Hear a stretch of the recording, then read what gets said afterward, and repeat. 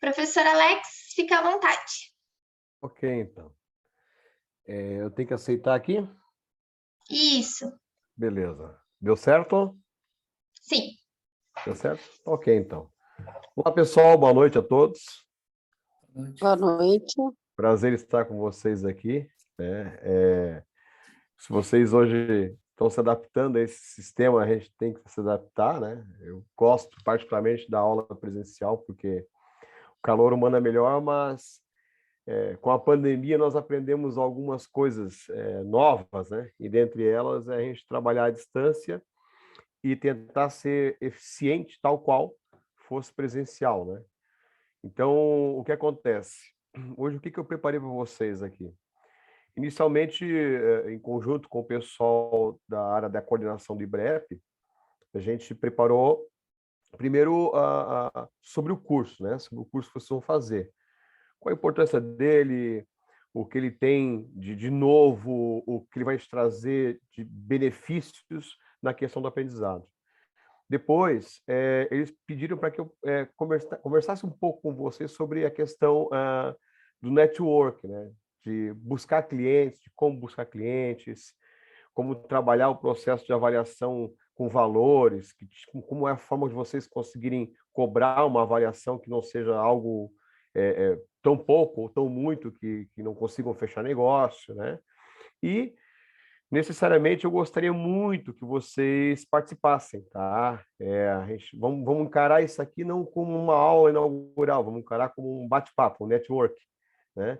Eu gostaria muito que vocês participassem, que fizessem perguntas, não importa essa pergunta, talvez, minha pergunta é tão simples, não importa. Dúvidas são dúvidas. E muitas vezes, por mais simples que seja, a resposta pode não ser tão simples, né? Porque quando nós lidamos com a avaliação de imóveis ou com perícia de imóveis, nós nos damos com muitas variáveis independentes. E essas variáveis independentes, ou elas podem ser simples de serem tratadas, de serem analisadas, ou não. Então, qualquer pergunta que vocês tiverem, menos irrelevante que seja, talvez vocês pensem, é importante para todos nós, tá? Então, perfeito, fiquem à vontade para perguntar, tá? Não, se eu não souber responder, não fiquem chateados, a gente não sabe tudo nesse mundo, né? Estamos aí sempre buscando novas informações, novos estudos, lendo cada dia que passa mais, porque as coisas estão sempre em constante mudança, tá? Para quem não me conhece, sou o professor Alex Cardoso, eu leciono em sala de aula já há 28 anos, certo? Como perito avaliador imobiliário, eu trabalho já faz 2008, 2007, vamos botar aí perto de uns 15 anos já na área de perícia e avaliação imobiliária. Eu gosto de escrever, tenho 4 livros publicados na área, né? Livros avaliação de imóveis urbanos, imóveis rurais, de patrimônios e de tratamento de fatores, né? São livros mais matemáticos, assim. Apesar de que hoje, se nós analisarmos aí a ABNT, boa parte deste livro já está meio que ultrapassado, né? Eu tenho que reformular. Recentemente recebi uma proposta de uma editora para refazer um material e verificar, mas agora não estou tendo tempo. Então, assim, eu sou avaliador imobiliário e perito há 15 anos, tenho vários cursos na área, inclusive dentro do CREA, né? Porque chegou um momento que os cursos que eu estava fazendo já não estavam mais necessariamente atendendo a minha necessidade, então eu tive que ampliar a bagagem de conhecimento. E hoje eu estou aqui para tentar colocar para vocês um pouco, ou compartilhar um pouco desse conhecimento e dessas dificuldades que eu tive com vocês, para que vocês não tenham a mesma dificuldade que eu tive. Vocês já lembrem desses detalhes e evoluam mais do que eu, vamos dizer assim, né? É o que eu desejo. Então, gente, vamos lá. Só acenem para mim, pode ser no chat aqui, pode ser na mão mesmo. Algum de vocês já fez o curso de avaliação imobiliária? É o primeiro curso que estão fazendo? Tá. Então, vocês vão descobrir que, mesmo sendo corretor de imóveis, alguém capacitado para avaliar o imóvel, fazer perícia é diferente, tá? O conteúdo que vocês vão ter no curso de avaliação imobiliária é bem diferente do conteúdo que vocês têm como corretor de imóveis. Por quê? Simples. Porque nós estamos aí num mercado muito competitivo, esse mercado de avaliação de imóveis. E como ele é competitivo, os engenheiros, os arquitetos, eles pegam muito pesado na ABNT. E sabendo disso, né, o curso de avaliador imobiliário ele é voltado para essa temática, para a gente trabalhar em cima dessas diretrizes da ABNT, dessa normativa da ABNT, para lá na frente, quando pegarmos uma avaliação, seja ela judicial ou extrajudicial, nós não venhamos cometer erro crasso de fazer a avaliação de um imóvel sem seguir a normatização, a norma, vamos dizer assim, sem seguir ela. E isso acontece muito, eu vejo muito avaliador imobiliário que fez o curso de avaliação lá atrás, não deu muita importância para o estudo das técnicas e protocolou lá uma avaliação dentro de um processo ou algo parecido, sem seguir a normativa. E acaba sendo penalizado por isso, por quê? Porque a avaliação dele acaba sendo desconsiderada, porque ela é cheia de lacunas, ela não consegue comprovar de onde é que ele tirou esse valor, ele apenas teceu uma opinião sem qualquer critério científico, sem qualquer critério técnico. Então, o curso de avaliação de imóveis, ele tem uma fase teórica bem diferente do que é o curso de corretor de imóveis, né? Para quem gosta de desafios, principalmente desafios aliados a cálculos, vai gostar. Vai gostar. Para quem gosta de desafios aliado também à área do direito, vai gostar. Porque o avaliador imobiliário ele é o braço direito do juiz, né? Bem como o avaliador imobiliário é o braço direito do teu cliente, seja ele a empresa, por exemplo, tá? E como ele é o braço direito do juiz da empresa, que é o teu cliente, você tem que ter esse conhecimento jurídico para saber como peticionar, o momento que tem que peticionar, as palavras que tem que usar para não falhar na petição. Por quê? Entenda uma coisa, gente. Os advogados que estão lá num processo, eles estudaram 4 anos no seu bacharelado e fizeram especialização para ser pitbull. Eles vão brigar pelo direito do cliente deles.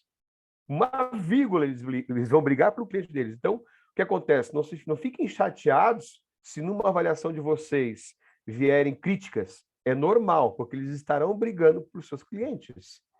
Então, qual é o que nós temos que fazer para nos defender desses ataques jurídicos? Estar dentro da norma. No momento que nós fizermos uma avaliação como um perito fora da norma, qualquer advogado vai impugnar teu laudo técnico. Na verdade, teu parecer técnico, né? Laudo que ainda é engenheiro e arquiteto. Nós somos pareceres técnicos. Se bem que dentro da justiça, lá dentro do processo, mesmo sendo um parecer, ele é tido como um laudo, tá? Não se preocupe com isso. É apenas nomenclatura. Então, o que acontece? Nós temos que ser, vamos dizer assim, pesquisadores, nós temos que nos gostar de buscar conhecimento jurídico e conhecimento matemático para isso. Então, vocês vão perceber que esse curso vai ser diferenciado. Eu vi uma pergunta aqui que voou no chat, né? Eu não estou acompanhando, mas é bem pouco. Vai ter apostila, sim. O curso tem apostila, tá? E assim, ó, o curso tem apostila. E o que acontece? Ele vai ser dividido em 9 módulos, tá, gente? Em 9 módulos. Introdução à avaliação de imóveis, muita coisa para ler, você vai ter que entender o que é esse processo, tá? O módulo 2, normas, leis e resoluções. Aí nessa questão das normas e leis e resoluções, eu vejo que tem gente perguntando assim, ó, e aonde comprar a ABNT?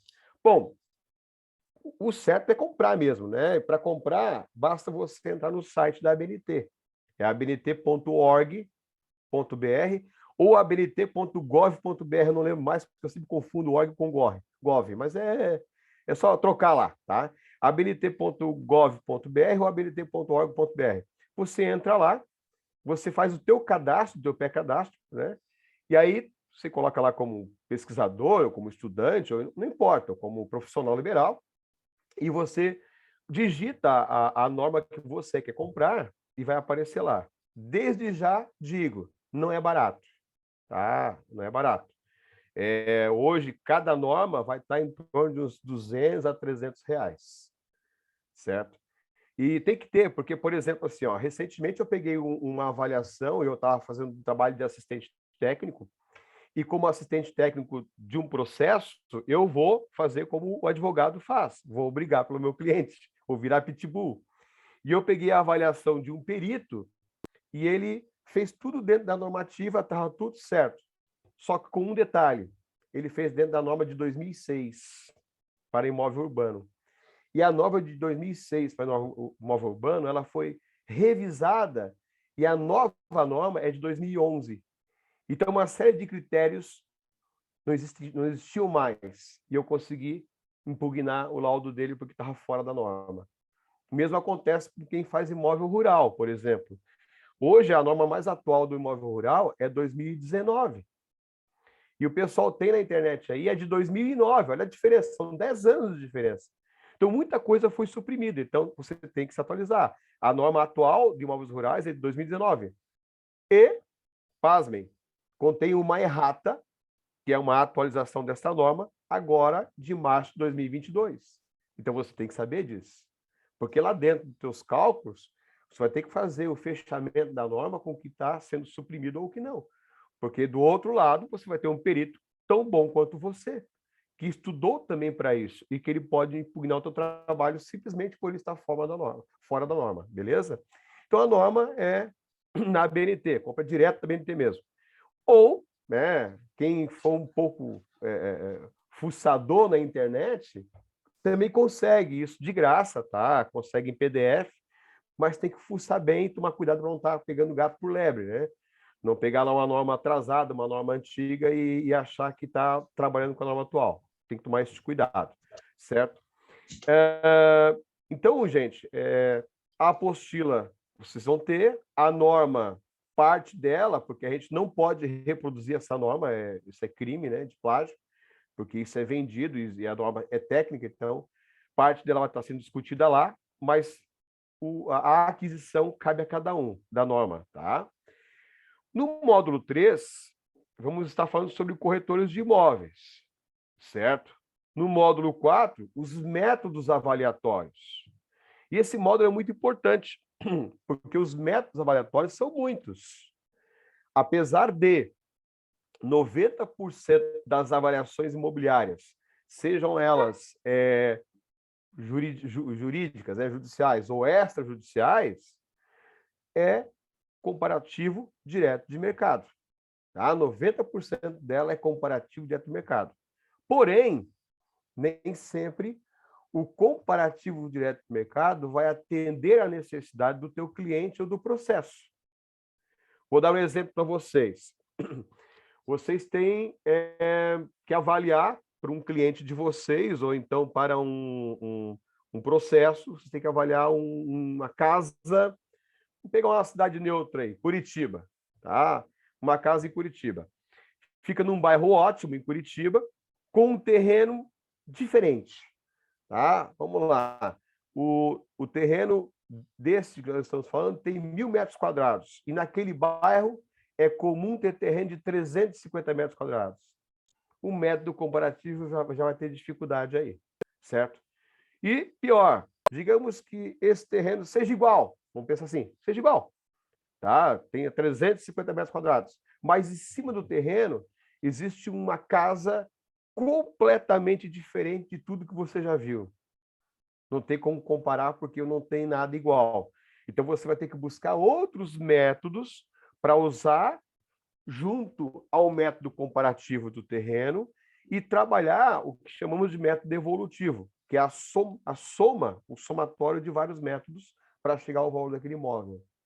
Isso é trabalhar tecnicamente, cientificamente e explicar cientificamente para o juiz ou para o teu cliente o quanto vale aquele imóvel.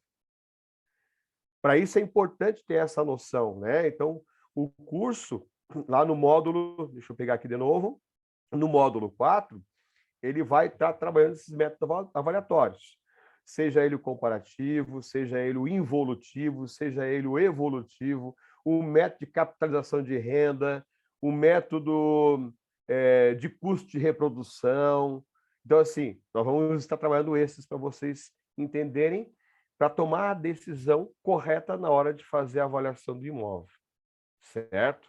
Ó, hoje eu estou hoje é terça-feira, eu estou desde quinta-feira passada fazendo uma avaliação de uma sala em um shopping center, uma mega loja no shopping center. É um shopping center regional, não é pequeno, não é grande, então eu tenho dificuldade de amostragem. Tem uma boa amostra, mas ela não necessariamente me atende à normativa técnica para eu inferir estaticamente isso, para aplicar uma regressão linear. Então, eu estou sendo obrigado a fazer por tratamento de fator. Sei que eu já vou comprar briga com os engenheiros, porque os assistentes técnicos dessa loja do shopping, um grande shopping, uma grande empresa, são vários shoppings que eles têm, né? São adeptos à inferência estatística.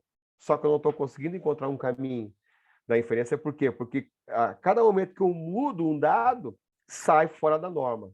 Então, eu estou optando ir para o tratamento de fator. Então, essa decisão, quem vai tomar é o perito, sempre, só que vai ter que tomar essa decisão com embasamento técnico e bibliográfico, para lá na frente não se incomodar. Tá? Então, isso vai acontecer bastante nesse trabalho que a gente vai fazer sobre o entendimento dos métodos avaliatórios, certo? O outro módulo é o PETAM, o Parecer Técnico de Avaliação Mercadológica. E aí eu vou chamar a atenção no detalhe. Se nós entrarmos no site do COFES, do Conselho Federal de Corretores de Imóveis,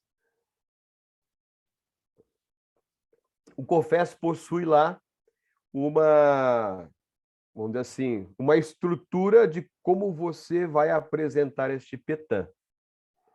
Está um pouquinho diferente do que é a estrutura do 14653, que é da norma técnica. Por que está um pouquinho diferente? Simples, gente, bem simples. Porque a norma 14653, ela foi escrita, foi produzida por engenheiros e arquitetos. Então, essa norma, ela vai tentar atender a necessidade dos engenheiros e arquitetos. E o COFES vai tentar atender as necessidades do corretor de imóveis, que faz a opinião sobre o valor do mercado. Porque o corretor de imóveis não faz perícia estrutural, perícia patológica. Ele deve relatar os problemas que ele encontra no imóvel, para poder justificar também o porquê ele valorou tão baixo o imóvel, por exemplo. Mas ele não pode opinar ou diagnosticar aquilo, porque não lhe compete, é crime profissional. Quem vai diagnosticar um problema patológico no imóvel é o engenheiro ou o arquiteto. Então, se isso acontecer em algum imóvel que vocês estão fazendo avaliação, seja judicialmente ou extrajudicialmente, trabalhem com parcerias. No momento que vocês pegaram um imóvel para avaliar e observar que tem alguns problemas patológicos, convidem um engenheiro, um arquiteto para participar da avaliação, para ele fazer a análise técnica dele, porque vocês não podem fazer isso. Aliás, nós, né, eu também sou avaliador, nós não podemos fazer isso. Se fizermos isso aí, nós estamos cometendo um crime profissional. E isso dá problema, tá? Dá inclusive processo e pode estender para frente. Então, o que acontece? A 14653, que é a norma técnica, ela foi editada, produzida por engenheiros e arquitetos. Então, ela tem uma sequência de apresentação do PETAM diferente da nossa. Ela é mais complexa. Aí você poderia perguntar assim, professor, e como é que você apresenta o teu PETAM? Conforme o COFES recomenda, porque não é engessado, tá, gente? Entendam, o PETAM não é engessado. Cada perito tem sua forma de apresentar o PETAM. Só que existem algumas regras básicas que você tem que seguir. Isso nós vamos aprender no curso. Como, por exemplo, qual é o objeto da pesquisa, qual é a finalidade da pesquisa, quem é teu cliente, o diagnóstico de mercado. Tudo isso são regras básicas, tá? Mas a forma com que tu vai apresentar é o teu trabalho, certo? Nada te impede. Agora, se tu perguntar para mim qual que eu sigo para apresentar meus trabalhos, eu sigo a BNT. Tá? É mais complexa? Dá mais trabalho? Dá. Por exemplo, um terreninho simples hoje 15 por 30, para mim, quando eu faço uma avaliação, é um laudo de 30 páginas, 40, dependendo da quantidade de anexos, até mais. Tá?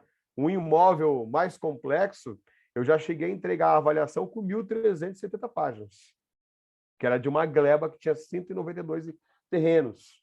Mas houve necessidade, porque eu tive que valorar cada terreno. Eu não podia fazer um apanhado e dizer assim, não, essa gleba vale tanto. Se eu tenho terrenos e estações diferentes, em posição de quadra diferente e assim por diante. E tudo isso foi muito trabalho. Foram 3 meses em cima da avaliação dessa gleba. Me deu dinheiro? Deu bastante. Me sustentou durante 1 ano, vamos dizer assim, aqueles 3 meses que eu passei lá. Só que assim, o que acontece? Eu tive que produzir 1.370 páginas. E na época era um processo que ainda não era digital como hoje é. Era tudo físico. Tive que imprimir tudo, encadernar, ir no fórum, protocolar, eles abrir processo, fechar processo e assim por diante. Então foi bem comum isso. Fui lá um tempo atrás, né? Então o que acontece? Eu prefiro usar a ABNT 14653. Aí você poderia perguntar assim, por que você usa a 14653 e não usa o que o COFES recomenda na apresentação do PETAM? Simples, porque os processos que eu ando pegando ultimamente, eles são muito pesados. Tá? No começo, quando eu comecei a trabalhar como perito, assim, que os juízes não me conheciam, eles botavam um processo na minha mão simples, terreninho simples, casinha simples, tal. Agora não, estou jogando coisas complexas para mim. E aí, quando acontece de eu pegar coisas complexas e com valor de processo alto, onde o processo tem um valor alto, né, eu lido diretamente com engenheiros e arquitetos. Então, eu tenho que trabalhar na linguagem deles. Então, eu busco ser o mais completo possível na linguagem deles. Porque eu já sei que eu vou me incomodar. Eu já sei que vai ter briga lá. E vai demorar. Né? Mas, durante muito tempo, eu usei aquilo que o COFES recomendou, deu certo. E se eu for usar hoje, vai dar certo. Né? Não tem como os caras... Porque também é um documento a ser produzido, um documento que foi estudado, tecnicamente colocado e é válido. Tá? Não pensem que não é válido. Uma coisa que eu aprendi ao longo desses anos é o seguinte, não dá para falar muito. Né? Você tem que ir direto ao ponto. Se a avaliação tem a finalidade de você avaliar a alocação, vá lá e avalie a alocação, não fica dando opinião. Você tem que avaliar o valor do bem X, vá lá e avalie o valor do bem X, não fica dando opinião. Não é tua função da opinião. Quanto mais opinião tu der, pior para ti. Mais você está dando margem para que os advogados e os assistentes técnicos consigam te bloquear lá na frente. Beleza? Então, nesse módulo que nós vamos passar é sobre as metodologias e o PETAM. O outro módulo é sobre avaliações judiciais. Aí, nessas avaliações judiciais, a gente vai entrar naquele campo de saber peticionar, saber a hora de peticionar, saber a hora de pedir os honorários, como cobrar os honorários, como solicitar documentos. Porque hoje, quando você faz uma avaliação privada, tá? Você cobra um valor, mas você vai atrás desses documentos. Você tem que ir, a tua função é inerente a isso.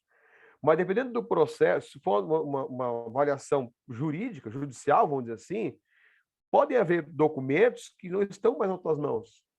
Porque você pegar uma matrícula atualizada hoje é fácil e não é caro. Você pegar um espelho do cadastro PTU hoje é fácil e barato.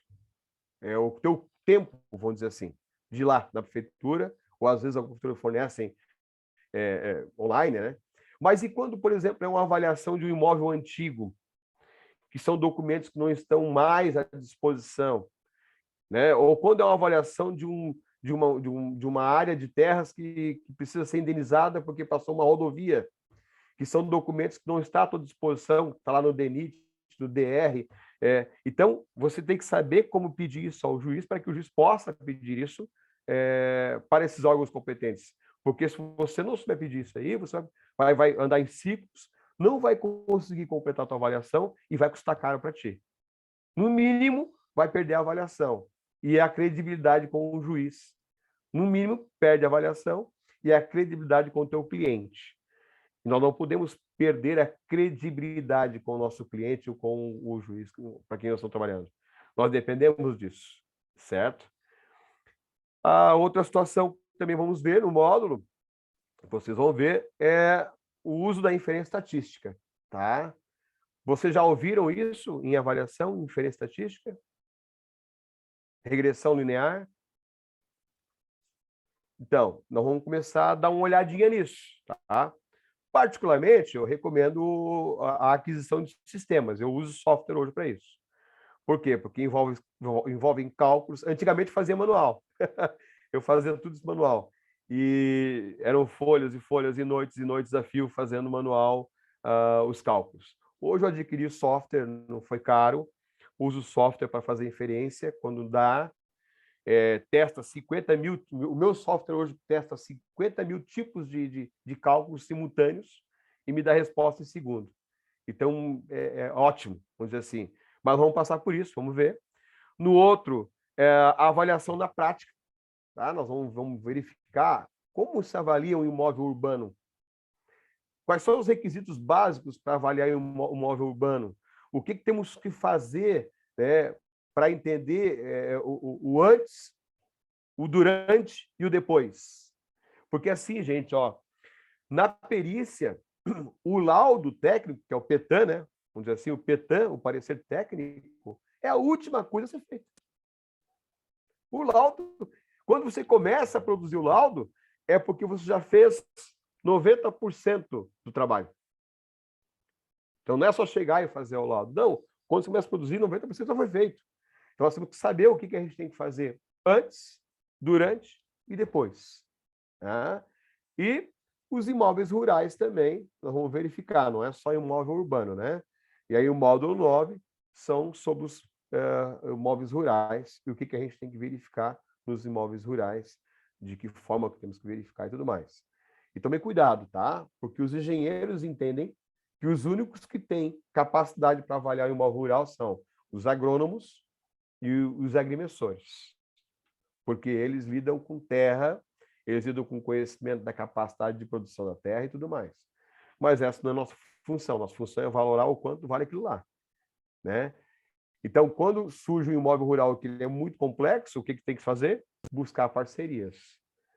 E antes de dar o valor para o teu cliente, antes de passar o valor dos teus honorários, verificar o quanto custa a tua parceria. Porque você não pode simplesmente pedir, expor 10 mil para avaliar uma fazenda de 200 hectares, se o custo do teu agrônomo custa 15. Vai tirar do bolso? Não pode. Então, você tem que entender o antes para estipular o durante e para cobrar o depois. Né? Então, tem que ser feito isso. Então, nós vamos verificar isso também, que é no módulo 9, certo? Mas vai ter tempo, vocês vão estar necessariamente lendo, tem bastante material, bastante coisa a fazer leitura e dúvidas vão surgir, vamos trocando ideia, tá? Experiências vão acontecer com vocês, vão trocando ideia, a gente vai estar aqui para isso. Beleza, gente? Bom, eu gostaria agora de ver se alguém tem alguma dúvida nessa parte da explanação. Se não tiver, a gente toca para frente. Alguém tiver dúvida, pode manifestar, pode ligar o microfone aí, não tem problema nenhum, pode fazer a pergunta que eu fico à vontade aí. Sim, eu ia comentar isso agora. Depois, professor, também dá para conversar um pouquinho com o pessoal sobre inferência estatística, porque esse tema é novo no curso. Está sendo mais falado agora do que já foi até o momento. Uhum. Não, beleza, pode deixar que eu falo. É assim, gente, ó. A ABNT 14653, ela tem a 1. A 1, ela vai trabalhar as condições gerais de uma avaliação.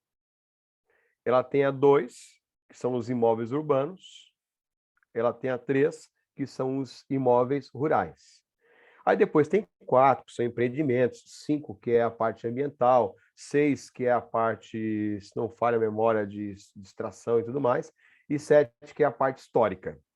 Mas para nós, corretores de imóveis, tá, o que vai realmente importar mesmo é a 146531, 146532 e 14653, urbanos e rurais. Perfeito? E aí, nessas duas, em específico, a de urbano e a rural, ela possui o anexo A, anexo B, anexo D, anexo E, anexo F. Qual que nós vamos firmar, tá? Para ficar bom? O anexo A e o anexo B. O anexo D, E, F, aí já vai começar a complicar. Dá para usar? Dá, mas aí os cálculos já mudam completamente, porque são redes neurais, é outra coisa. O anexo A é sobre inferência estatística, aonde você vai fazer o cálculo de regressão linear. O anexo B é sobre tratamento de fator, aonde você vai fazer o cálculo tratando fatores e chegando a uma média mediana, tá? O anexo C já vai para a área de redes neurais, e aí a coisa já fica mais complexa. Não é nosso campo, não vale a pena para a gente agora. O nosso negócio é anexo A e o B.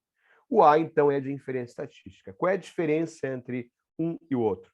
É que os critérios, quando se faz inferência estatística, eles são mais afinados, mais refinados. Fica mais difícil de você estabelecer vamos dizer assim, um range avaliatório, né? Porque o que diz a norma técnica quando você avalia um imóvel? Vou dar um exemplo para vocês, tanto para o anexo A quanto o anexo B. Você tem um terreno. Esse terreno tem 300 metros quadrados, por exemplo. Quando você vai criar o teu quadro amostral, até quantos metros quadrados você pode pegar um terreno para amostra? Para cima, até quantos para cima? 100% do valor. Então, por exemplo, você está comparando o terreno, está usando o método comparativo, o que me diz a norma? Eu tenho uma amostra, o terreno tem 300 metros quadrados. Eu posso pegar amostras de até 600 metros quadrados. Ah, mas eu tenho um terreno do lado aqui, o cara tem 1.200 metros quadrados. Não pode, está fora da norma. Não vai se enquadrar. Eu posso pegar como amostragem até 600 metros quadrados. E, para menos, até quanto eu posso pegar? Até 50% a menos. Tá? Então, o range de pesquisa, tanto para a inferência estatística quanto para o tratamento de fator, quando você cria o teu quadro amostral num terreno de 300 metros, por exemplo, todos os teus terrenos que estão na amostra, em termos de área quadrada, eles não podem exceder a 600 metros e não podem exceder a 150 metros. Porque o teu centro de pesquisa, a tua tendência central é 300 metros. Perfeito? Mas é só assim, quando você faz tratamento de fator, perfeito, tá tranquilo, você consegue manipular dessa forma. Quando você faz inferência estatística, não. Por quê?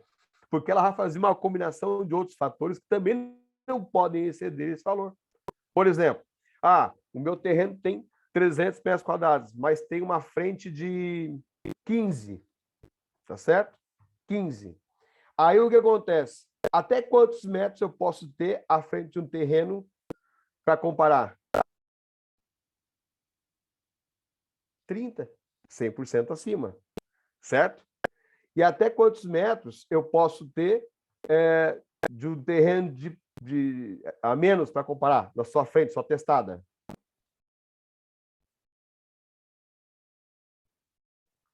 7,5, é a metade. Então, o que faz a inferência estatística? Ela vai pegar, você criou um quadro amostral, né, que a área total, a área global é entre 600 e 150, porque a tendência central é 300, beleza? Perfeito. Só que ela vai agora combinar com outra variável independente. Essa outra variável independente é o seguinte, a tua testada não pode exceder a 30 e não pode exceder a 7,5. Já começou a complicar, né? Já começa a ficar difícil, porque às vezes você encontra lá um terreno de 500 metros quadrados, só que com a frente de 32. Saiu da norma. Você não pode usar aquela. Você pode até usar, digamos que 80% dos outros dados, a profundidade seja equivalente, assim por diante, você consegue até usar, mas ela vai entrar naquilo que chamamos de extrapolação de amostra. E aí você não consegue validar teu modelo estatístico. Viram como a inferência ela é mais complexa? Ela é um pouquinho mais complexa? Por quê? Todos os dados que você colocar lá, todos, desde preço, metragem quadrada, testada, profundidade, todas as variáveis independentes que você colocar tem que estar dentro da norma. E ela vai fazer uma estatística sobre aquilo lá e dizer, não, este modelo dessa amostra está completamente dentro da norma. Perfeito, aqui nós podemos inferir. Aqui, não, aqui tem variáveis diferentes, está extrapolando os limites amostrais. Esse modelo não vale. Então, quando você faz uma inferência estatística, o que acontece? Você tem 3 variáveis independentes. Você tem que ter, no mínimo, 12 amostras viáveis. Se não tiver, você não consegue inferir. Aí, para ter essas 12 amostras viáveis, às vezes tu pesquisou 30 imóveis no teu quadro amostral. Às vezes tu botou 28 imóveis no teu quadro amostral. E você foi trabalhando esse arranjo da inferência para chegar em 12 possíveis imóveis que podem ser comparados estatisticamente. Senão, não. Isso é inferência. Por isso é mais difícil, é mais complexo, é mais demorado. Mas, tecnicamente, é mais autoexplicativo. Cientificamente, é mais autoexplicativo. Mas, sempre dá para inferir? Não, nem sempre. Tem coisas que o mercado não permite essa inferência, né? Como eu falei para vocês, eu estou desde quinta-feira passada fazendo avaliação de uma mega loja no shopping center e eu não consegui inferir, porque sempre tem um dado que extrapola e eu não consigo validar o modelo. Sempre tem um dado que extrapola. Então, o que eu tive que fazer? Transformar essas variáveis em fatores. Ah, essa sala está perto, distante, relativamente distante do banheiro. Ah, está próxima. Ah, está perto, distante, relativamente próximo da praça de alimentação. Ah, está distante. E aí eu vou comparando fator por fator, uma planilha gigante, para chegar assim, ó, aqui eu tenho essa variação e eu consigo provar isso. Então, o valor disso é isso aqui. Então, essa é a diferença. O tratamento de fator é mais agradável, é mais gostoso, é válido, está na norma, você pode usar sem problema algum. E entende-se como... Porque quando você acerta o teu tratamento de fator, o resultado do teu valor de imóvel é muito igual quando você infere. Eles são muito iguais, tá? Às vezes a diferença de percentual é de 3%, 2% só. Isso é irrisório para preço de imóvel. Desculpa, para valor de imóvel. Preço não, para valor de imóvel. Isso é irrisório, tá? Ah, eu tenho lá um imóvel que me custou 600 mil na inferência estatística. Eu tratei fator, custou 620. Isso é irrisório, uma decisão, porque você está apenas avaliando a segunda etapa após uma avaliação, é o preço do bicho. E o preço do imóvel, quem vai determinar é o dono. Se o dono quiser vender aquele imóvel por 200 mil, ele avalia, ele vende. Se ele disser que não vende por 600 e achar um comprador que paga 1 milhão, ele vai vender para o comprador que paga 1 milhão. Né? Então, o preço não é uma coisa a ser discutida, é a avaliação. Então, quando você infere estatisticamente, quando você faz por tantos fatores e que você faz bem feito, o valor dos dois fica muito próximo. Então, está perfeito. Né? Só que, por inferência, você consegue, tecnicamente, explicar melhor, vamos dizer assim. Pergunta, gente? Aqui, geralmente, Eu acho que com o quantas Pérez tem uma amostras... pergunta, professor. Oi? Eu acho que o Pérez tem uma pergunta, ele Opa, levantou a mão. pode falar, Pérez. Boa noite. Oi, boa noite a todos. Professor, é o seguinte, eu estou observando essa complexidade toda aí dessa avaliação, né? E me parece que os preços praticados no mercado não justificam todo esse trabalho de semanas e semanas, né? Então, como é que a gente soluciona uma avaliação mais simples, tipo, aqui R$ 400, digamos assim, né? Podemos chegar a 2.000 na média, talvez 1.500, 2.000. Mas se a gente tiver que ficar semanas e semanas fazendo inferência estatística e pesquisando 40 imóveis para tirar 12, 15. Como é que fica a parte financeira com relação a isso? Porque você não fica competitivo, né? Você acaba mandando um orçamento que o juizado vai falar, isso está fora, porque tem um que cobra 2, você quer cobrar 6, né? Então, Entendi. como é que fica essa competitividade aí, devido a essa complexidade, né, da Sim, sim. avaliação? Não, entendi. Assim, ó, vamos por etapa. Primeiro, o que acontece? Eu costumo falar para meus alunos, e eu faço isso, né? Por isso que eu falo para meus alunos o seguinte: eu não faço avaliação de R$ 500, esquece, tá? A não ser que eu estou lá cadastrado, um TJ, por exemplo, e o juiz, o Ministério Público, diz assim: ó, tem que ser por justiça gratuita. Aí a justiça gratuita, ela me paga aqui em Santa Catarina, isso aí vai mudar para cada ambiente, ela me paga a base de R$ 473. Aí eu vou analisar a complexidade e dizer se aceito ou não, né? Eu vou dizer aceito ou não. Quando, por exemplo, me cai uma perícia na justiça gratuita, eu posso aceitar ou não, tá? Eu tenho esse poder. O que eu recomendo? Seguinte, por exemplo, eu tenho alguns juízes que eu faço avaliação para eles há muitos anos. E quando aparece uma bomba dessa na mão, eu não tenho como dizer não para eles. Eu vou lá e faço. Por quê? Porque eu sei que se eu disser não para eles, eles vão dizer assim: pô, o cara só quer ganhar dinheiro nas minhas costas e não quer fazer uma coisa. Quando eu preciso dele, ele não está aqui, vou chamar outro. Eu não posso abrir essa lacuna. Por quê? Porque é um pessoal que me dá um retorno muito grande, vamos dizer assim. Que quando manda coisas complexas, eles sabem que tem, certo? Então, quando é justiça gratuita, em algumas coisas eu topo. Quando eu vejo que eu tenho que tirar dinheiro do bolso para fazer a avaliação, eu não topo. Eu digo: ó, não posso, infelizmente, e justifico, ó, mesmo que me paguem tal pela necessidade de justiça gratuita, mas eu vou ter essa despesa, essa, e eu não vou conseguir fazer. E aí tu vai olhar o processo, chegar no processo tá assim, ó, cheio de perito desistindo.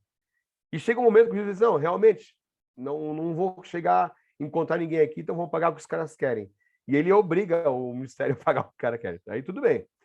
Agora, na tua pergunta, esqueci o nome. É Pérez. Assim, Pérez, desculpa. Não, já vou explicar. É que saiu aqui da minha telinha, daí eu acabei não te vendo mais. Assim, Pérez, ó, quanto à questão de avaliação privada, né? Privada, que chega o cliente teu lá e, eu queria uma avaliação X. Bom, primeiro, eu não faço avaliação privada por menos de R$ 1.200, tá? Quando é uma avaliação simples. Minha taxa hoje é R$ 1.200. Existe alguma tabela de preço? Não, porque não podemos mais, né? O CAD cortou isso da gente. Não tem mais tabela de honorário. É crime, vamos dizer assim. Não pode mais, né? Mas a minha tabela, eu, particularmente, quando é uma avaliação simples de um terreninho, eu não cobro abaixo de R$ 1.200, tá? Primeiro. Segundo, eu avalio o meu trabalho técnico. Quanto tempo vou levar? Eu vou levar, sei lá, uma semana para fazer. Eu peço R$ 2.000, R$ 3.000. Bom, mas só isso? Eu quando vendi imóveis, por exemplo, eu ficava em cima de um cliente, às vezes 3, 4, 6 meses, para receber a venda de um terreninho de 100 pila, para receber 5.000 e rachar a comissão ainda, porque às vezes tinha um outro corretor que trouxe o cara para mim, né? Então, assim, entre eu ficar 4, 5, 6 meses para rachar a comissão de um terreninho de R$ 100, 100 mil, eu não me custa ficar uma semana em cima da avaliação para ganhar 2. Porque eu não fico só em cima daquela avaliação. É que tá. Eu faço várias outras paralelas. Eu separo as datas. De manhã eu vou me dedicar a essa. À tarde a essa, à tarde a essa. O fato é que hoje eu não consigo fazer mais que uma avaliação a cada 2 dias. Certo? Eu não consigo mais fazer isso. Eu faço uma avaliação a cada 2 dias no máximo. Certo? Menos tempo eu não consigo. Tu faz quantas avaliações por dia? Nenhuma. Nenhuma. Eu estou me dedicando a ela no mínimo 2, 3 dias. Então, eu vou cobrar pela minha hora técnica. E não me custa cobrar a partir de 1.200, ou sei lá, 2, 3. No processo, Pérez, assim, quando é no processo, eu justifico a complexidade. E eu tenho tido sorte, talvez, né? Porque os juízes estão entendendo essa complexidade. Por exemplo, dia desses, eu peguei a avaliação de um posto de combustível, um posto de gasolina. É uma avaliação difícil, é complexa avaliar um posto de gasolina, porque você tem que avaliar uma série de fatores. Não é só o terreno em si, não é só a estrutura em si, né? e eu pedi 12 mil reais. E o camarada disse, ó, não vou. A avaliação dessa é por R$ 1.000. Aí eu expliquei para o juiz, não, tudo bem, se ele quer apenas uma opinião, sem que eu siga a norma técnica, sem que eu calcule isso, aí eu botei todas as interrogativas, eu também faço R$ 1.000 assim numa folha. Agora, se ele quer um laudo, é 12 mil. Aí o juiz perguntou se eu dividia. Não, eu divido. Divido em 5, 6 vezes, faço carteira. Não me custa fazer carteira. Eu divido 6 vezes por camarada e vou ganhando mês a mês dinheiro e já fiz a avaliação.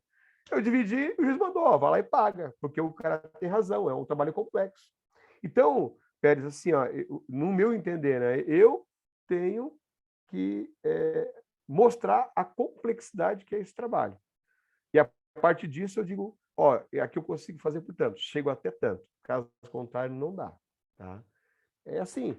Mas eu não faço. Às vezes tem bastante gente que me liga pelo site, assim, perguntando se eu fazia uma avaliaçãozinha. E eles chegam assim, gente, ó. Geralmente chegam assim, ó.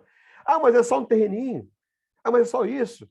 Fulano disse que fazia por 500. Não faço. Tu quer uma folhinha? Tu vai lá com fulano, não vem comigo. Aí eu vou descobrir depois que o camarada quer aquela folhinha para jogar num empréstimo bancário, para jogar de calção em alguma coisa. Ou seja, está a minha assinatura indo para um lugar que eu não sei. Né? Por isso que eu acabo não cobrando esse valor, Pérez, eu cobro sempre mais. E já perdi muito trabalho, tá? Eu já perdi mesmo e continuo perdendo por essa postura. A vantagem é que quando eu pego um trabalho, eu trabalho tranquilo, porque eu sei que o cara vai pagar. Eu não sei se eu consegui te explicar. Não, conseguiu sim, perfeito, professor. Só, até respondeu aí a questão de que existe uma opção mais simples, digamos assim, né? Entre aspas, né? Sim. Uma avaliação mais superficial, né? Podemos chamar assim. Claro, tem. Nada impede. Nada impede. Né? Mas aí o camarada depois não vai reclamar, né? Se ele está pagando o que quer receber, mas como é que vai receber algo que não está pagando, né? Mas tem os requisitos mínimos, né? Que fique bem claro aí que por mais simples que seja, né? Sempre tem. Tá ok. Eu evito, Obrigado. tá? Eu evito. Eu cobro para poder fazer laudo mesmo, porque eu sei que esse papel vai estar na mão dele e eu não sei para onde ele vai levar. E aí, de repente, ele está se divorciando da mulher, já está preparando o bote para dar, eu não estou sabendo, cai numa vara que eu sou perito, o juiz pega, olha a avaliação lá na inicial do processo, olha, tá, mas o Alex fez isso aqui, já vai ficar com uma pulga atrás da orelha comigo. Tá ok. Obrigado. Beleza? Valeu. Professor, tem uma pergunta aqui também Opa! no chat, depois também tem um outro aluno que vai perguntar. O Alessandro perguntou, geralmente, com quantas amostras se trabalha? Tudo depende. Eu já consegui amostras tão redondinhas assim, que estavam, nossa, perfeitas, que eu consegui 13 amostras e as 13 eu consegui usar, sendo que o limite mínimo é 12, quando eu uso 3 variáveis. Foi perfeitinho. Como também eu já tive que buscar umas 50 amostras num processo, das 50 para usar 18, 17, porque elas não se encaixavam. Então, cada caso é um caso. Por isso que não dá para você fazer uma avaliação sem visitar o imóvel, sem investigar a realidade do imóvel. Eu estou vendo gente fazer aí, eu acompanho acompanho na internet, assim, né? Gente prometendo, sistema prometendo avaliação de longe, né? Avalie o seu material aqui e tal, diga onde você é, não sei o que e tal, e de longe. Como é que você vai avaliar uma coisa de longe? Não tem como, né? Então, a quantidade de amostra vai depender da qualidade da amostra que você está buscando, né? Se ela estiver redondinha, se ela estiver qualificada, 12 está ótimo. Por que 12? Porque assim, ó, o que diz a norma? Você tem uma variável dependente. Quem é essa variável dependente? Ah, tu quer descobrir o metro quadrado. Quanto é que vale o metro quadrado? É a tua variável dependente. Mas quais são as tuas variáveis independentes? Ah, eu quero saber a área, eu quero saber a testada e eu quero saber a profundidade. Para você usar essas 3 variáveis independentes, você tem que multiplicar isso por 4. Está lá na norma. Então, você tem que ter no mínimo 12 amostras para a norma estar sendo respeitada. Se você não tiver mínimo 12 amostras, esquece, você está fora da norma. Né? E aí, facinho, alguém derruba o teu laudo. É assim, ó. Quem já está no mercado há mais tempo sabe desses detalhes e, ó, facinho, derruba o laudo. Tá? É a mesma coisa assim. Você pegou uma amostra de um apartamento, tá? De um apartamento. Aí, o apartamento que você está avaliando tem 3 quartos, sendo 2 suítes. Perfeito? Você pegou um monte de amostras de 3 quartos com uma suíte. Pode usar? Pode. Nada impede. Você pegou um monte de amostras com 3 quartos e 2 suítes iguais. Perfeito? E aí você pegou 2 amostras com 3 quartos e 3 suítes. Essas 2 amostras com 3 quartos e 3 suítes podem ser usadas? Não. Por quê? Porque você entra no outro termo da norma chamado micronumerosidade. E quando você fala em micronumerosidade, é o seguinte, as tuas variáveis independentes têm que ter pelo menos 3 amostras combinando. Se não tiver, você não pode usar também. Então, tem detalhezinhos técnicos aí que você tem que saber, que está lá na norma. Está lá, certinho. É só fazer a leitura da norma. Né? Então, para a pergunta, eu não sei qual foi o colega nosso que perguntou. Eu não anotei aqui. Alessandro. Pô, Alessandro, legal. Assim, para a tua pergunta, Alessandro, assim, tudo depende, tá? Depende da tua complexidade do caso.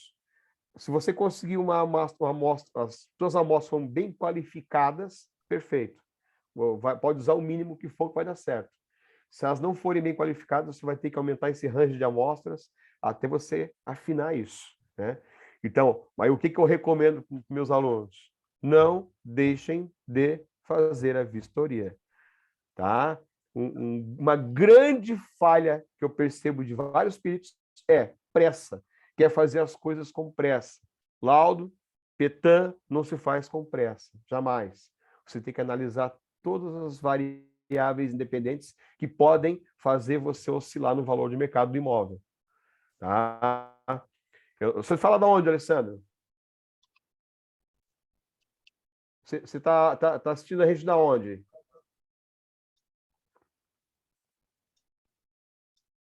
É só ligar o microfonezinho, pode falar. Brasília. Brasília. Pois é, ó, eu tive em Brasília recém aí, tá? E por exemplo, você pega ali, você tem como você comparar os imóveis que estão ali perto do aeroporto? Os imóveis que estão no centro? Não tem, né? Não tem. São coisas completamente diferentes. A mesma coisa acontece, você está ali no shopping, ali, Shopping Brasil, né? Shopping... Aquele shopping que tem na Avenida Grande ali, novo, Pátio Brasil. bonito. Pátio Brasil. É, o Pátio Brasil. Você está ali no Pátio Brasil e você vai para aquele outro shopping mais velho. Você tem como comparar esses 2 shoppings? Não. Não tem, são mercados diferentes. Entendeu? Então, não tem como você necessariamente usar uma quantidade de amostra que não seja qualificada. E não tem como você não ir vistoriar o imóvel. Você tem que vistoriar para saber qual é a tendência de mercado dele, porque são coisas diferentes. Em Camboriú, aqui pertinho onde eu moro lá em Camboriú, o mesmo imóvel no mesmo prédio tem valor diferente.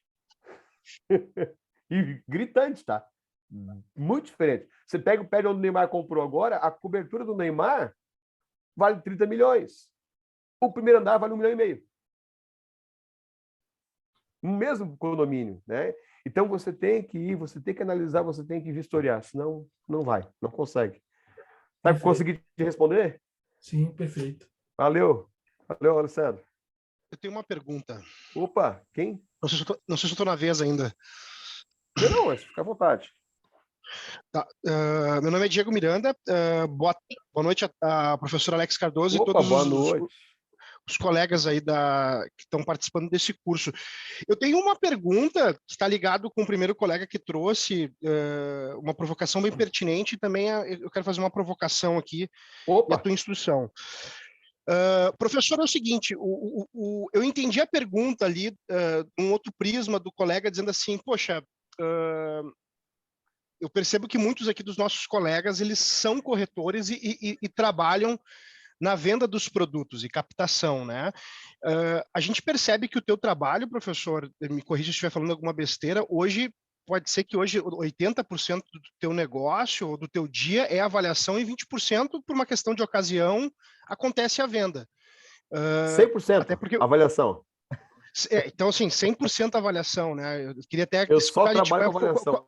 qual foi a tua última venda de imóvel? Então, assim, como é que a gente consegue balancear, né? Ter esse mix de realizar uma avaliação, né? E conseguir manter o negócio de vendas, né? Porque, assim, a gente percebe que a avaliação, comparando tu que é top no mercado e já tem um nome estabelecido, não é à toa que está dando aula para nós, não se pode fazer de qualquer forma. E ligado a isso, se a gente não subir a régua, a gente pode cair numa vala de prostituir o mercado, né?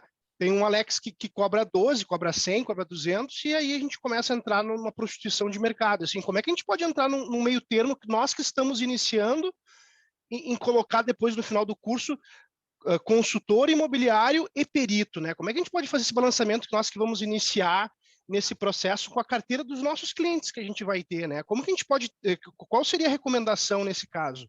Né? Então, e essa é a minha vamos lá, Diego. Tá falando provocação. onde, Diego? Porto Alegre? Eu falo de Canoas, da cidade de Canoas, De eu sou Canoas, corretor coisa autônomo. boa. Isso. Que é o famoso calça branca, o pessoal fala. Sabia? O pessoal lá do Mato Grosso chama de calça branca. Por quê? O pessoal que é corretor autônomo, que não tem ligação com imobiliária, eles chamam de calça branca. Tem Eu alguém não aí de Mato sabia Grosso, disso. Goiás aí, não? O pessoal conhece, chama disso aí. Mas tudo bem, vamos lá. Pô, Canoas faz tempo que eu não dou um pulo aí. Olha só, gente, o que acontece assim, ó. Não, realmente, eu hoje não trabalho mais com vendas, eu trabalho só com avaliação imobiliária, porque o mercado acabou me levando para esse caminho, tá? E, de fato, você tem razão, eu tive que chegar um momento que eu tive que decidir, ou eu continuo lutando na unha para o cliente, ou eu vou passar para uma outra esfera. Então, são duas coisas bem claras aí. Primeiro, quem está começando no ramo de avaliação, quem está começando, recomendo que não larguem o que tem na mão para ficar só com avaliação. Por que eu recomendo isso? Porque o ramo de avaliação dá uma grana, você consegue sustentar bem, se você daqui a pouco abrir uma empresa com mais parceiros, você consegue ir além, mas demora, não é uma coisa do dia para a noite. Tá? Tem gente que tem a sorte, de repente, conseguir lá 5, 6, 10 avaliações por mês, vai ganhar dinheiro. Eu conheço um cara aqui perto de casa, em Joinville, que ele era corretor, virou só com avaliação, só que ele começou, e na época que a gente começou junto, na verdade, né? E ele teve a brilhante ideia de fazer o network dele funcionar na época. Eu não fiz o meu, porque eu estava dando aula e estava com um corretor, estava fazendo várias coisas ao mesmo tempo também, e ele ele decidiu estar de cabeça na época. Só que ele tinha um network incrível, e o que ele fez? Ele foi numa dessas empresas de crédito, de consórcio de casas, tipo, sei lá, Demilar, né, que vende consórcio de casas, e ele montou a empresa e chegou para os caras assim, ó, eu avalio os imóveis para vocês quando o cara for contemplado numa carta de crédito. E eles são obrigados a avaliar imóvel, e eles cobram por isso, na verdade, né? E deu tão certo que hoje ele tem, trabalhando para ele, uns 10 corretores avaliando imóveis no estado todo. O cara não ganha menos de 100 mil mês. Mas ele teve a sorte de ele ser o pioneiro para isso.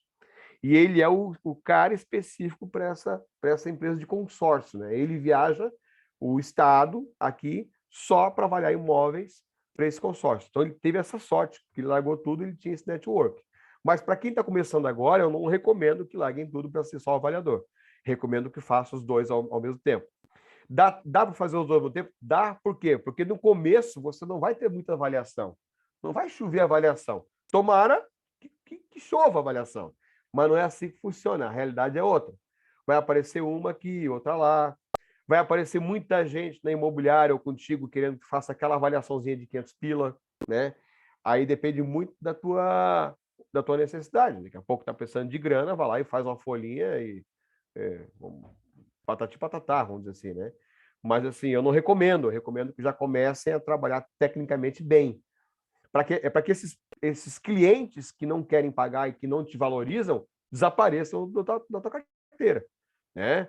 Para que venham os clientes que são bons mesmo, que querem pagar, que te valorizam, que entendem que o trabalho é difícil, que precisa de alguém realmente profissional, né? Então, vamos lá, duas coisas, né? Então, primeiro que eu falei, quem está começando agora, recomendo que não larguem tudo para ficar só com avaliação, continue fazendo paralelo, porque são poucas as avaliações que vão aparecer, e à medida que aparecerem, você vai amadurecendo, vai entendendo. E quem já está no mercado e tem sua imobiliária e quer também entrar no ramo de avaliação, tem que observar a gerência disso, né? Quantos você vai deixar de corretores destinados à venda? Quantos para locação?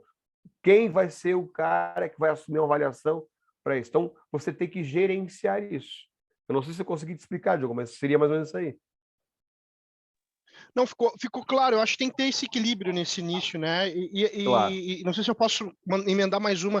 Quando a gente o curso, ele vai tratar, por exemplo, com segurança, a gente simular uma avaliação, vai dar um exercício para nós. Faça uma avaliação, a gente vai fazer o cenário A, uma avaliação simples, o cenário B, uma avaliação média, e o C, uma avaliação forte. Porque quando a gente chegar, por exemplo, tomara que tenha colegas aqui, ou até mesmo eu, consiga, no meio do curso, conseguir uma avaliação para poder trazer os desafios e as dúvidas ou a insegurança para a gente poder aproveitar essa tua expertise, né? Porque depois que acaba o curso, vem as avaliações, como é que eu vou escrever lá no final da minha assinatura e dar o laudo que está correto, da primeira ou da segunda, né?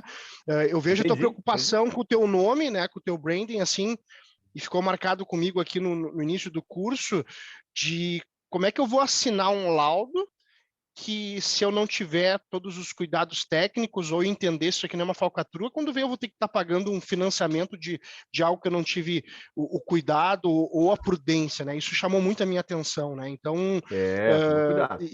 isso me acompanha. Esse temor me acompanha também nessa questão da peritagem, né? Nesse início, principalmente. Então, vamos lá. Quando a gente desenvolveu um material novo, né, com novas oportunidades no campo teórico, eu fiz 3 avaliações lá. Eu simulei 3 avaliações, tá, dentro da norma técnica. Claro, ela não está complexa como as que eu entrego, mas ela tem tudo dentro daquilo que eu entrego. E essas 3 avaliações são de imóvel para venda, imóvel para locação e casa urbana. Para vocês terem uma ideia e olhar como é feita uma avaliação por tratamento de fator, que foi feito, tá? Dentro da norma. Então, vocês vão ter isso à disposição no curso, beleza? Primeiro ponto. Segundo ponto é o seguinte, a gente combinou aqui com o BREP, que eu vou ficar totalmente à disposição de vocês uma vez por mês, para a gente trocar esse feedback. E à medida que vocês forem aparecendo com essas dificuldades, vocês vão ter a possibilidade de trazer essas dificuldades e a gente entender essa dificuldade. Não, segue por esse caminho que aqui vai melhor. Evita isso aqui que vai te incomodar, entendeu? Então, nós vamos fazer esse feedback ao longo do curso.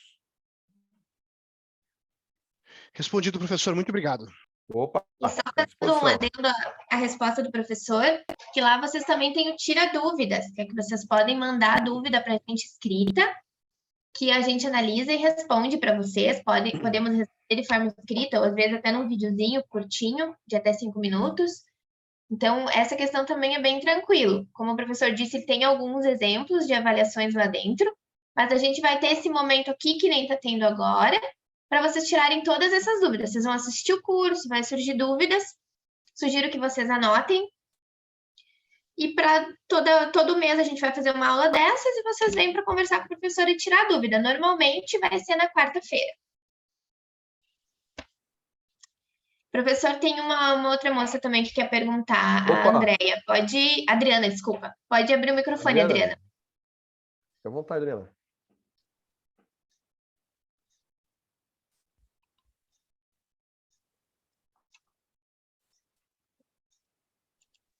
Será que ela ainda está aqui?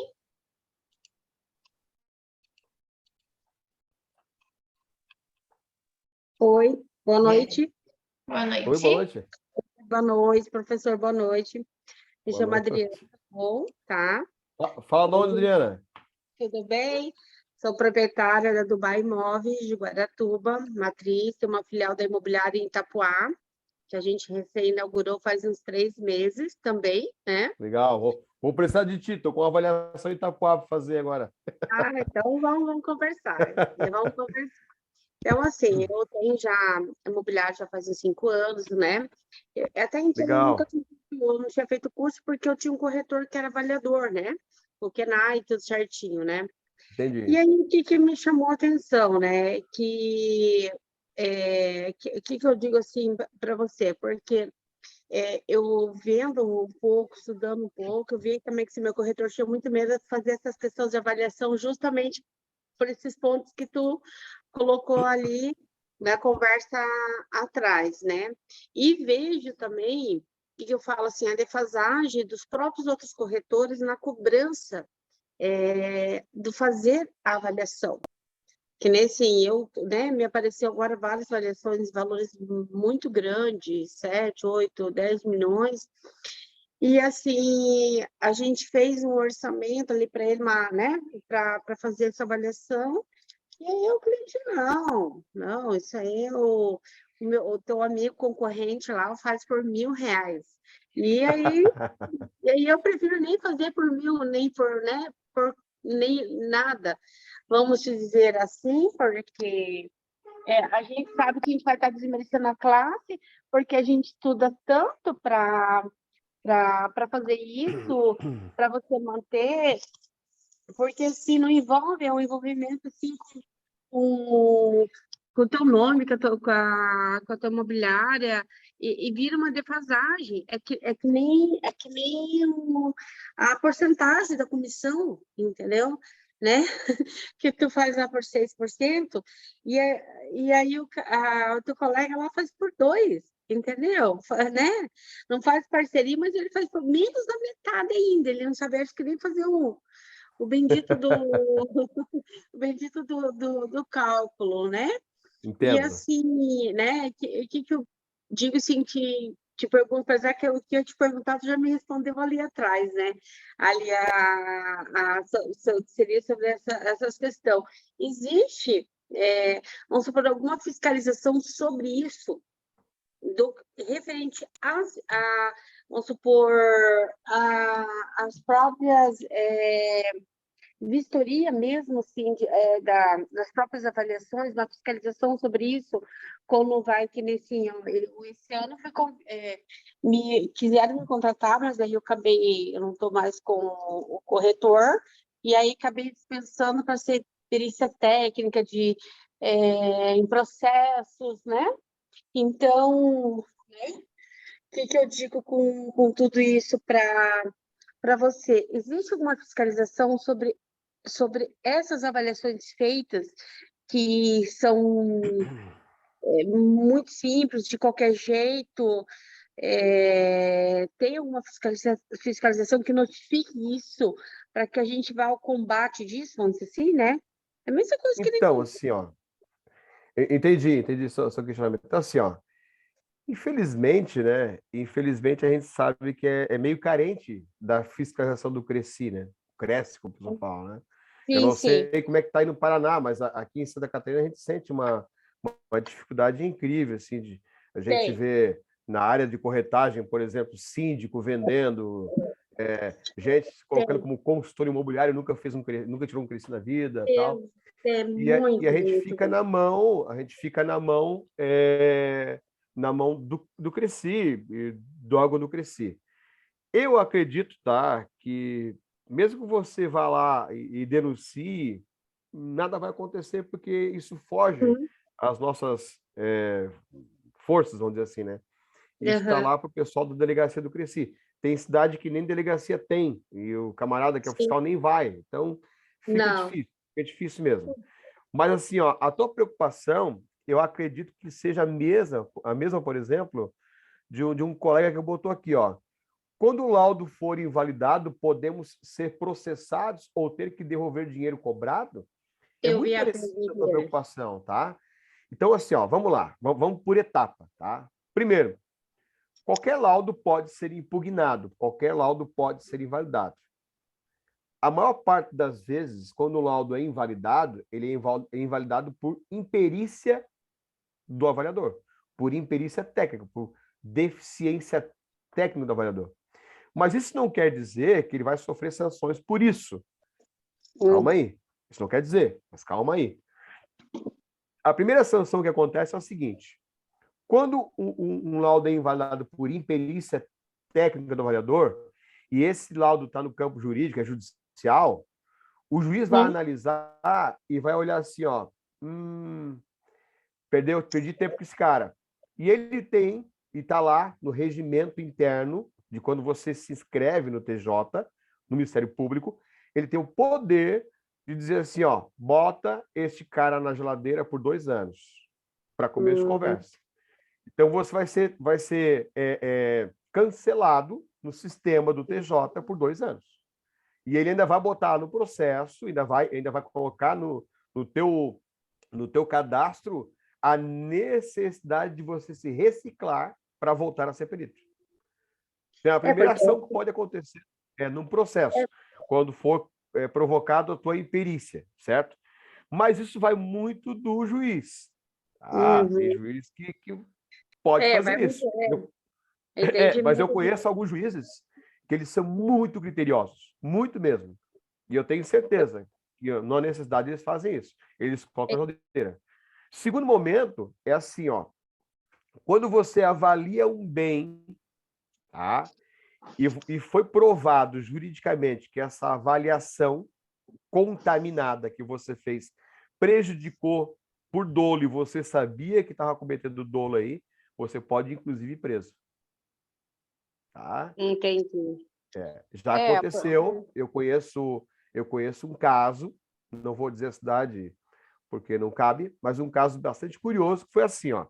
Aqui no estado existia um banco chamado Banco BESC, que era o Banco do Estado de Santa Catarina.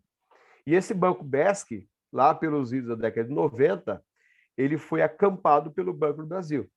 Ele deixou de existir e o Banco do Brasil, então, literalmente comprou ele. Não sei como funcionou o processo, mas comprou, né? E aí o Banco do Brasil tomou a seguinte decisão: para que teremos 2 agências em cidades pequenas, se uma atende a necessidade? E uma cidade pequena dessa aqui em Santa Catarina, o Banco BESC havia comprado um prédio, ele alugava, ele locava esse prédio, e ele comprou esse prédio coisa de 2, 3 anos antes de acontecer essa aquisição do Banco do Brasil. E quando ele comprou esse prédio, na época, havia um conluio entre o dono do prédio, o gerente do Banco do BESC e o perito, para eles supervalorizarem o prédio. Compraram e dividiram a grana. Perfeito, crime perfeito. Só não sabiam eles que 2 anos depois o Banco do Brasil ia tomar o Banco BESC. E quando o Banco do Brasil tomou o Banco BESC, o que aconteceu? Eles decidiram vender aquilo que seriam para eles passivos, né? Como é que eu vou ficar um prédio desse aqui, uma pequena, e perder dinheiro? Vamos vender. E quando foram vender, supor, eles tinham avaliado em 2 milhões o prédio não valia 600 mil. Opa, alguma coisa deu de problema aí. Aí o que aconteceu? O pessoal chamou o Ministério Público, porque envolve o Banco de Estado, né? E aí o Ministério Público resolveu chamar perito de São Paulo para fazer uma avaliação e foi provada a imperícia por dolo do perito, né? Foi preso o ex-gerente, foi preso o dono do prédio e foi preso o perito, certo? E ainda tiveram que devolver a grana, né? Então, isso pode acontecer? Pode, tá? Quando o laudo é invalidado apenas por imperícia técnica, e se for um laudo judicial, o juiz pode te botar na geladeira, está lá na lei. Quando você provoca um dolo, seja juridicamente ou seja por um teu cliente particular, certo? Você pode responder isso na esfera criminal. Porque assim, isso deve ser tanto nessa esfera como também na nossa, né? Porque eu vejo assim, eu tô 12 anos, né? Aí eu vejo assim, que eu acho que hoje para você tirar um Cresce, né? Não é que a gente seja perfeito, pelo não, longe disso, né? Mas para se tirar um Cresce, hoje tinha que ser tinha que ver antecedentes criminais, tinha que, eu acho que psicologicamente estudar as pessoas, porque assim, ó, você vê muito, tá muito fácil tu tirar um Cresce hoje, e entra muitas pessoas despreparadas, sabe? Que eu falo que são os malandros Coca-Cola, né? Que se acham o esperto querer. Porque assim, eles veem assim, ah, nossa, tu tem uma casona, nossa, você tá com um carrão, mas, meu, mas eles não vê o que você batalha, quanto que você corre. Eu corro 6, 7 horas da manhã aqui, e fico aí entre Guaratuba e Itapuá, para lá, né, para lá e para cá, e, né, e assim, ó, dá 7 horas da noite eu não finalizei minhas coisas, nem a metade ainda. E assim, não consigo, eu digo assim, desfrutar de um lazer, eu não consigo fazer nada disso, e esses caras vêm aí, fazem essas vendas que nem você falou, que nem caseiro, zelador, eu não sou contra a eles vender, porque eu sou muito parceira, eu falo assim, ah, trouxe pra gente, vamos fazer parceria, eu te dou uma gratificação, mas eles querem se meter a besta, fazer um negócio, e é o único que dá merda, né? Desculpa Assim, a palavra. Adriana, assim, Adriana, toda profissão tem disso, tá? Uhum. Tudo Não, vai ter. sim, A sim. nossa não é exceção. Então, o que que eu recomendo para os meus alunos? Ajam com ética e profissionalismo. Eu tenho a minha, comigo, eu sempre tive comigo a seguinte situação. Eu penso que quanto profissionalismo não há ninguém. Você pode Uhum. ser um cara descontraído, você pode ser um cara chato, você pode ser um cara metódico, você pode ser um cara desorganizado. Mas se você é profissional, deixa ser, tá? Agora, Verdade.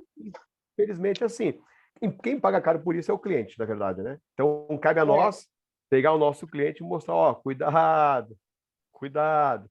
Tudo bem, é teu dinheiro, te vira, mas cuidado. Então, infelizmente, é o cliente que vai pagar caro por isso. E nós, então aí, estamos na chuva. Tá bom, professor, Verdade. obrigada. Te aguardo lá em Itapuá, tá? Opa, Né? Pode entrar em contato, né? Obrigada por hoje, tá? tá legal. Certo. Gente, a nossa aula está finalizando por hoje. Tem uma pergunta no chat que foi feita há um tempinho atrás, eu vou fazer aqui para o professor. Depois já pode encaminhar para o final. Tudo bem.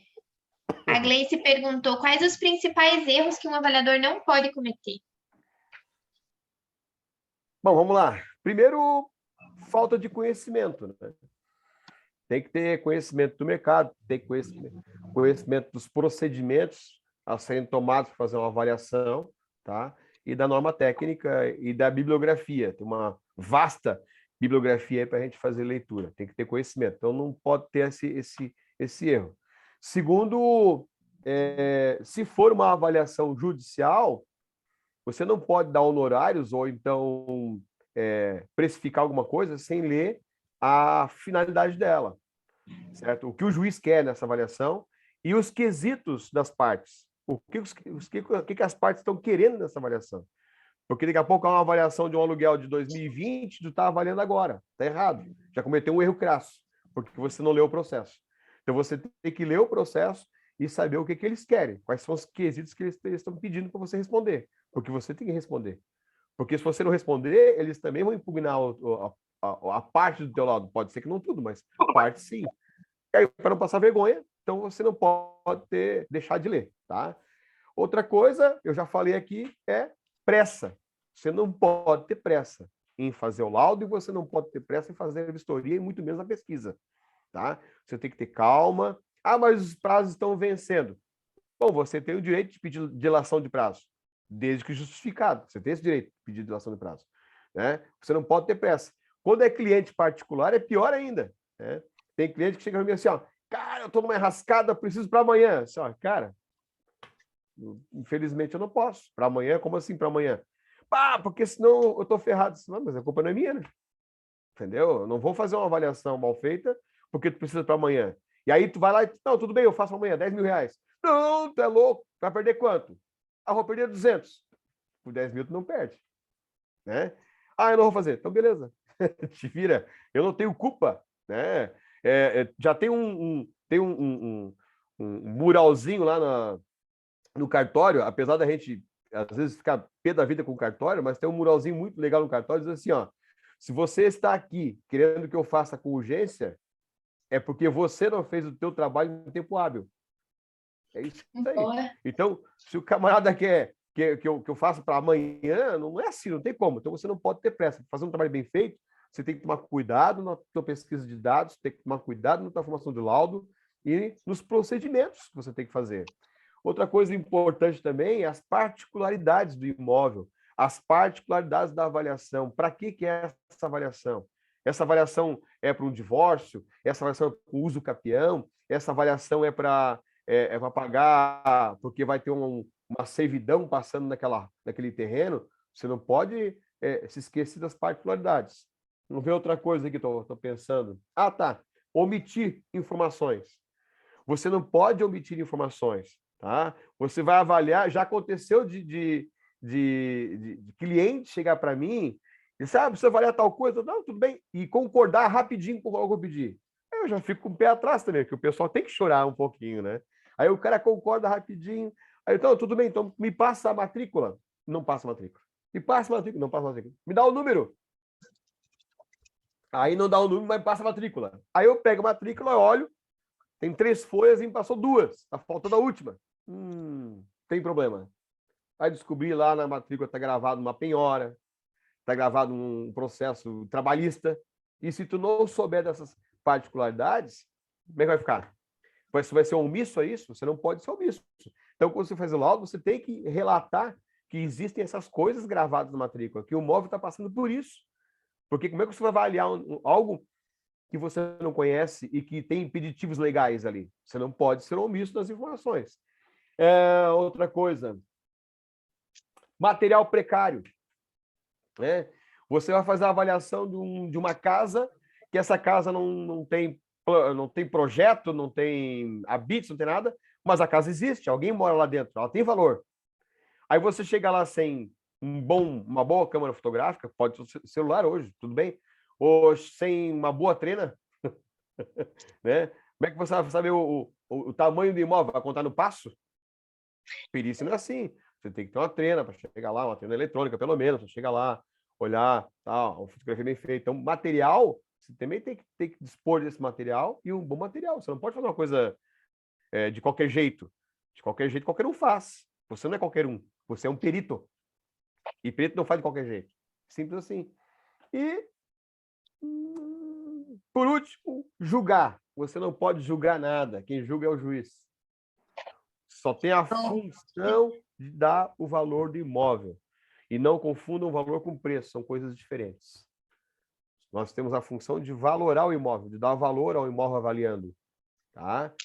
Então, nós vamos dar valor a ele, não vamos dar preço. Preço é com o dono que dê preço. Se ele quer vender por 100 algo que vale 500, o problema é dele. Não é nosso. Ele vale tanto. Já cheguei em um lugar que o cara chegou, porque o dono ele sempre vai estipular o preço pela sua emoção, né? E valor não tem emoção, a emoção não entra na avaliação do bem. Já cheguei em um lugar que o dono disse, mas essa casa aqui é assim, eu fiz estrutura para 3 andares. Aí eu olho uma casa de 1 andar com laje inclinada. Eu olho, tu perdeu dinheiro, né? Jogou dinheiro fora. Por quê? Por que você vai fazer uma estrutura para 3 andares se você fez 1 andar só? Eu vou avaliar o que ela vale naquele momento, que é o que ela me apresenta. Eu não vou avaliar algo que não interessa, jogou dinheiro fora. Mal projetado, né? Por quê? Porque o proprietário ele vai confundir muito o preço com o valor.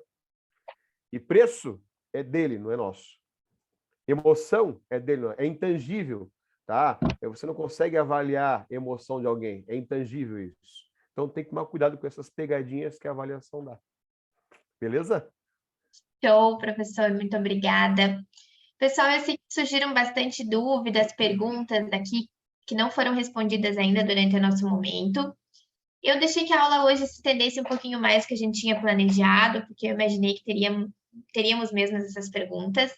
Mas anotem tudo que vocês ficaram com dúvida, tudo que vocês ainda gostariam de perguntar, que logo, logo, agora em agosto, a gente já vai ter uma aula ao vivo também, para vocês poderem continuar tirando dúvidas. Eu creio que a maioria talvez não tenha acessado o curso ou tenha acessado, tá bem no início. Então, aproveitem esse tempo para irem conhecendo a plataforma, para estudar lá dentro. Tem um monte de ferramentas além da apresentação do conteúdo. Eu vi que teve gente que questionou da apostila. O curso tem apostila em PDF, está dentro da biblioteca. Lá na biblioteca vão ter outros documentos também para vocês se basearem, que vocês podem baixar. O ambiente virtual tem outras ferramentas, tem tira dúvidas, que vocês podem enviar as dúvidas para a gente. E como eu falei, podem anotar também todas elas para virem tirar aqui com a gente na nossa aula ao vivo. Que vai ser sempre uma vez por mês, vocês vão ser avisados por e-mail, vai estar lá no ambiente virtual. Fiquem bem tranquilos que essa interação aqui a gente vai ter sempre, no mínimo, uma vez por mês. Obrigada, professor, por estar aqui conosco, a conversa. Creio que todos gostaram, que foi bem instrutivo. E boa sorte, bom curso, boa aula para vocês. E nós aguardamos vocês aqui em agosto e o dia eu ainda vou avisar.